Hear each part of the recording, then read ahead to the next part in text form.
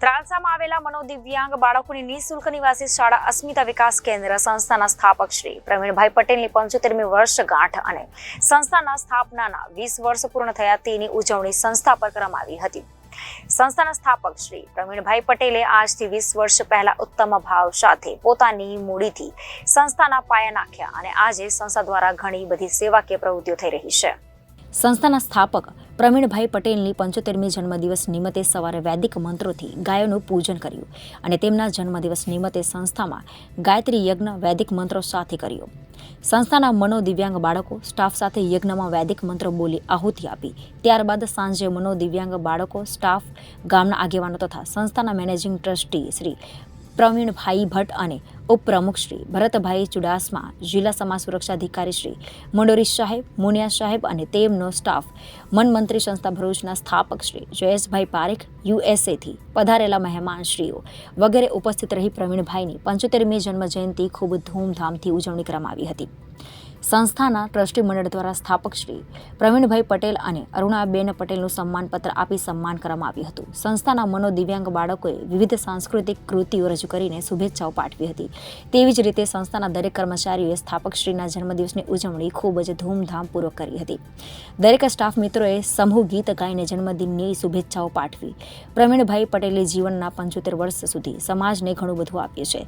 સમાજ સેવા કરી તેઓએ જીવનને સાર્થક બનાવ્યું। સંસ્થાના મેનેજિંગ ટ્રસ્ટી પ્રવીણભાઈ ભટ્ટ, ઉપપ્રમુખ ભરતભાઈ ચુડાસમા અને જિલ્લા સમાજ સુરક્ષા એવાય મંડોરીએ પ્રવીણભાઈને શુભેચ્છા પાઠવીને ખૂબ લાંબુ જીવે અને સમાજની સેવા કરી શકે તેવી પરમાત્માને પ્રાર્થના કરી।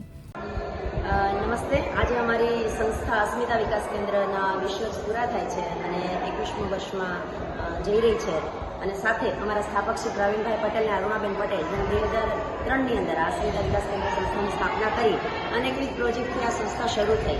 પ્રવીણભાઈનો આજે 75 વર્ષ પૂરા થઈ અને 76મા વર્ષમાં પ્રવેશ થાય છે। ખાસ કરીને અસ્મિતાનું પ્રથમ પગથિયું નામે ઋણી છીએ કે આજે અસ્મિતામાં અનેકવિધ પ્રવૃત્તિઓ ચાલી રહી છે, ખૂબ સેવાકીય કાર્યો થાય છે।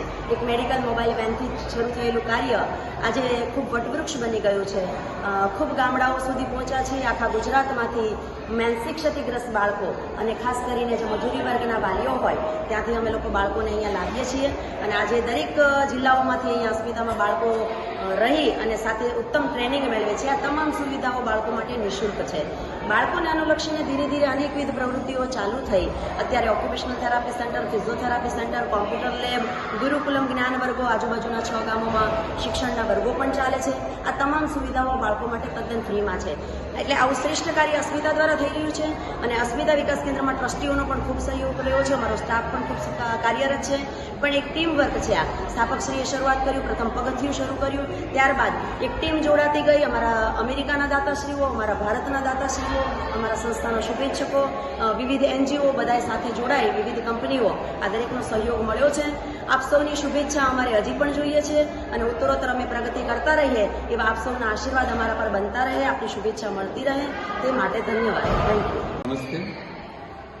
આજે આ સંસ્થાને 20 વર્ષ પૂરા થઈ 21 વર્ષમાં અમે એન્ટર થઈએ છીએ અને આ જે પ્રગતિ સંસ્થાની થઈ તેમાં સરકારશ્રીનો, ખાસ કરીને સોશિયલ સર્વિસ ડિપાર્ટમેન્ટ, ભરૂચ જિલ્લાના બધા અધિકારીઓ, ખાસ કરીને મંડોરી સાહેબ જ્યાંથી આવ્યા ત્યારથી અમને એમનું માર્ગદર્શન અને નિરામયા પ્રોગ્રામ, પછી નેશનલ ટ્રસ્ટ ને એવા અગત્યના પ્રોગ્રામોમાં પણ અમને અમારા એમ્પ્લોયને મોટિવેશન આપવામાં પણ ઘણો એમને અગત્યનો ભાગ ભજવ્યો છે અને ઘણો સમય આપ્યો છે એમને એમના સ્ટાફે બધાએ એ બદલ અને સાથે સાથે જે સમાજ સુરક્ષાનું ગાંધીનગરના જે હિટ બધા છે એ લોકોએ પણ અમને સારો સહકાર આપ્યો છે એ બદલ અને મેમ્બર ઓફ જે સરકારીમાં છે મેમ્બર ઓફ પાર્લામેન્ટ એટલે MP, MLA ને બીજા બધા સરકારી તંત્રો અને CSR ફંડિંગ અને દાતાઓ એ બધા મળી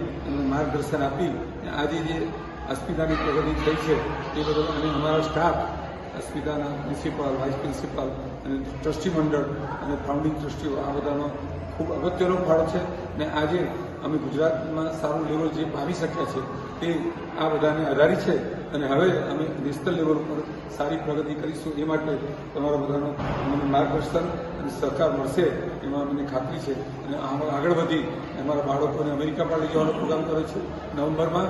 એ માટે પણ પહેલાં એક વખત પ્રોગ્રામ થઈ ગયો હતો, વિઝા મળી ગયા હતા, પણ કોરોનાને લીધે કેન્સલ થયું. હવે ફરીથી એ પ્રયત્ન ચાલુ થઈ છે અને આપણું નેશનલ લેવલમાંથી ઇન્ટરનેશનલ લેવલ પર પ્રગતિ આગળ કરીશું. આપણા સંસ્થાના કાર્યની સુગંધ વિશ્વમાં ફેલાય, આપણા બધાનો સહકાર છે. એક જગ્યાએ આ કાર્ય ના થાય. ઘણા બધા કહે છે ને કે વરસાદ કેવી રીતે સમુદ્ર કેવી રીતે થાય છે, ટીપે ટીપે વરસાદ પડે અને તે ટીપા ટીપામાંથી નદીઓમાંથી પડી જાય અને એ નદીઓમાંથી સરોવરો ભેગી થાય અને એમાંથી સરોવરમાંથી સમુદ્ર બને અને એમાંથી આ બધું થાય છે. એ રીતે આપણે બધા ભેગા થઈ આ કાર્ય કરીએ છીએ અને એમાં આપણી પ્રગતિ થઈ છે. તો પ્રભુનો અને આપણા બધા જે સહકાર આપે છે એમનો ખૂબ ખૂબ આભાર. આજે